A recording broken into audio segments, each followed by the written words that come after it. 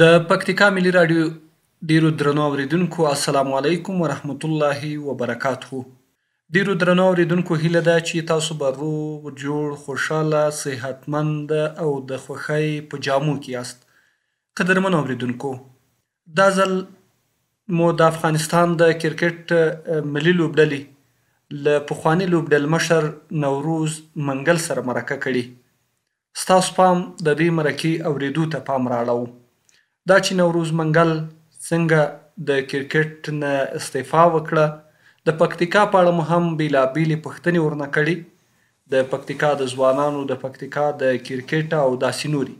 راځئ درنو اوریدونکو، تاسو دغه مرکه راسره واورئ.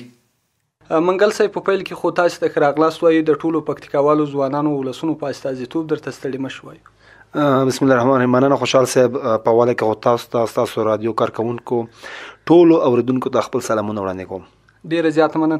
منګل صاحب، که تاسو وایستی چې تاسو تقریبا څومره وخت کېږي د کرکټ لوبې ته مو مخه کړې ده او په کوم ولایت پورې اړه لرئ، تر څو زموږ ولسونه هم په دې باندې وپوهېږي، ځکه تاسو ډېری وخت دوی د لویې پکتیا حسابه یې، په ټوله کې ټول افغانان یو، خو تاسې د لویې پکتیا یاستئ، نو ډېری ځوانان به ستاسو د پیژندګلوي په اړه باندې ستونزه ولري که دوی ته تاسو مکمل هغه د استوګنې ځای معرفي کړئ. زه خو په خپله د خوست د ولایت یم، او تاسو خبره چې په ستره کې بیا موږ د لویې پکتیا یو، په خوست کې بیا منګل یم. او کرکټ چې تقریبا داسې وخت چې مونږ کله مهاجر وو په پاکستان کې، پېښور کې، هلته مونږ ژوند کاوه. دا یو سلسله وه چې مونږ کرکټ شروع کړو. دې نه مخکې مونږ فوټبال یا توپ ډنډه دغه مونږ کوله، ځکه دا مونږ د افغانستان نه ځان سره وړې وه. بیا په 2009 کال کې کله چې عمران خان نړیوال کاپ وګټه، پاکستان وګټلو، نو هغې سره سره په علاقه کې یا په کلي کې کرکټ ډېر زیات شو. زموږ سوچ، فکر، توجه ټوله کرکټ ته واړوله. موږ هم کرکټ باندې پیل وکړو، کرکټ باندې شروع وکړه، نو علاقه مې درلوده او بل مې ډېر زر پې پوه شوم او یو ښه لوبغاړی وم هلته. او خاص په دې نوم یادېدو چې دا مهاجر دی یا کابلی دی، دا به یې موږ ته وې، ځکه وطن هم نه و. نو دا یوه سلسله وه چې موږ کلي کوم ټینس بال و، 2009 کال کې موږ د ټینس بال د لوبه نه شروع کړې وه. بلکل. منګل صاحب، تاسو په پیل کې چې د کرکټ لوبې ته راتلئ، ځکه هلته چې موږ تاسو سره ناست وم، ځینې مراجعینو تاسو ته مراجعه کوله او دوی غوښتل په ملي لوبډله کې ولوبېږي، خو تاسې هغه سلسله مراتب ورته ښودل چې تاسو باید په دې ډول ملي لوبډلې ته راسئ. کله چې تاسو غوښتل ملي لوبډلې ته ولاړ سئ، په وړاندې مو څه ستونزې وې؟ آیا اقتصاد هم دې ته چمتو و چې تاسې په خپله باندې لوبه وکړئ؟ یقینا چې ډېرې ستونزې وې، او که درته شروع وکړم، بیا باندې کتابونه لیکل کېږي چې موږ کومو ستونزو، کوم مشکلاتو سره هغه په کور، په بهر کې، عین په دولتي چارواکو چې کله به موږ کابل ته بیا راتلو او دا لوبې به موږ کولې، ډېرې ستونزې وې، ډېر مشکلات وو، ځکه چې کوم مخکې کوم چې ښکارېده نه، خو زموږ عزم اراده هم دا وه چې موږ کولی شو چې موږ یو ځای ته ورسېږو. کوچ تاج مالک په بار هم دا خبره کوله چې داسې ورځ به راځي تاسو به استرالیا سره لوبه کوئ، پاکستان سره لوبه کوئ. نو ځینو لوبغاړو به وایي چې یاره دومره خو بره لفې مه وهه. نو زه چې کله کله سوچ وکړم د هغې خبرې، یقینا چې حقایق شو او حقیقت یې راوړو. هغه وجه دا وه چې هلکانو خواري وکړه، محنت یې وکړه او تکلیفونه یې وګالل. نو وجه دا وه چې اوس ماشاءالله د افغانستان ټیم چې دی یا د کرکټ مقام یو په نړۍ کې یو مقام لري. دا د لوبغاړو ډېر هڅې وې او ډېر تشویقولو. او په اخره کې کله چې مونږ شروع کړو، چا نه پرېښودو د کور نه، همدغسې د مرګلو نه. بیا زما ځینې مرګلي وو، الله دې ورته ژوندي لري، یو خو مړ شو، خدای دې وبخي، هغوی به زه تشویقولم، ځینې جیب خرچ به یې راکولو. بیا داسې وخت راغی چې زما پلار چېرته بازار ته تللی و، ورته ویل چې زامن دې څه کار کوي؟ وایي دا ټول تعلیم یافته دي، دا یو سبق هم وایي خو کرکټ پسې ډېر ورک وي. زه یې ورته یادولم. نو بیا هغه ورته وویل چې دا ټول پرېږده، دا نوروز راونیسه. دا خبرې ورته کړې وه، وایي دا به یو ورځ ډېره غټه کارنامه کوي. نو زه چې کله کور ته رالم، نو د مېلمنو سره حجره کې دی غږېدو، ما په دې کړکۍ کې ورته غوږ نیولی و. نو راته وایي هغوی ته لګیا دی، وایي دغسې کیسه راته چا وکړه؟ هغوی ورته وایي چې زه ته یې پرېږدې څښېږي. نو هغې ورځې نه پس هغه پلار ما باندې غږ هم نه کولو، رټلی مې نه، ښکلنه به یې نه، پیسې به یې نه راکولې، خو نور هغه بد رد یا وال ټکول که نه، آب یې نه وي، بس خپلې لارې ته یې پرېښومه. نو بیا د مرګلو د لارې همدغسې زما مشر ورور الله دې ورته ژوندی لري اوس پروفیسر دی، هغه په کابل پوهنتون کې استاد دی، هغه هم لږ تشویق کړی ما او ځینې پیسې به یې راکولې. ځکه وخت کې 100-200 پاکستاني کلدارې ډېر غټ شی به ډېر ارزښت یې درلودو. نو موږ به په هغې باندې میاشتو کرکټ کولو. ځکه کرایه به مو موږ د کلي نه به بازاره پورې 3.5 روپۍ هغه د بس ورلي وه، بس کې بتلو. نو تکلیفونه ډېر زیات وو. بیا کله چې موږ افغانستان ته راغلو، دلته م لوبې وکړې، دلته به دا خبره به کړه چې تاسو د بازي د پاکستاني راوړې ده، دا خو د پاکستان لوبه ده. نو موږ به ورته چې موږ پاکستان کې ستر شو، پاکستان کې م زده کړه وکړه او پاکستان کې م زده کړې دلته اوس راوړو. کوشش کوو چې خپل وطن ته نوم پې وګټو، خپل وطن ته افتخار پرې راوړو. نو ستونزې ډېرې زیاتې وې.